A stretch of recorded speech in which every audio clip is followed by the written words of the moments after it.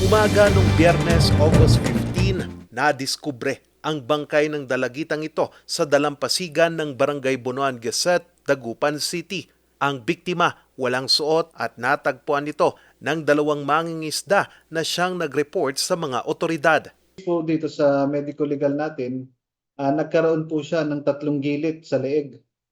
So, yun po, and kasi natagpuan po siya natin po siya na hubot-hubad.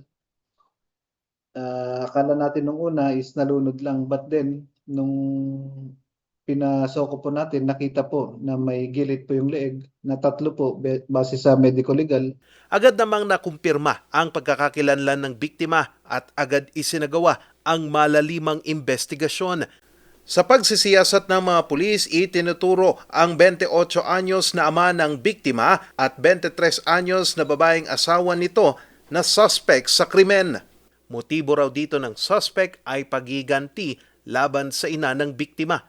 Ito'y matapos di umano'y malamang hindi match ang DNA ng biktima at ng suspect.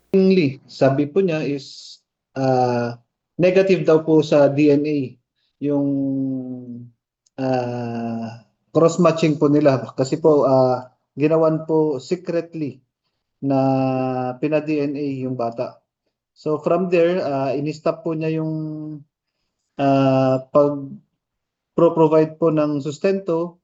So kinasuhan po siya nung ina nung bata ng economic abuse. Itong asawa po ngayon nung father niya is nagkaroon ng miscarriage.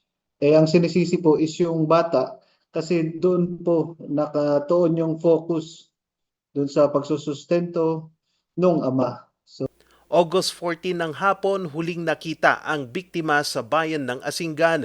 Pero sa mga nakuhang salaysay ng PNP mula sa mga saksi at nakalap nilang ebidensya, napagtagpi-tagpi nila ang sinapit ng biktima.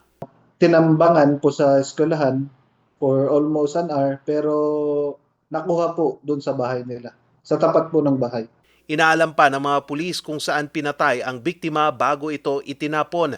Itinanggi rin ng PNP ang alegasyon ng suspect na hindi niya anak ang biktima. Inacknowledge naman po niya sa birth certificate. So yung allegation na negative sa DNA, it's just an allegation from him.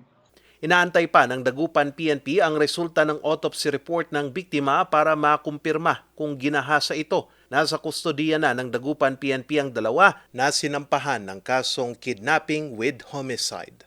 Hindi naman inamin ng dalawa ang krimen at sa korte na lang daw sila magsasalita. Charles Nicolimon, RNG News.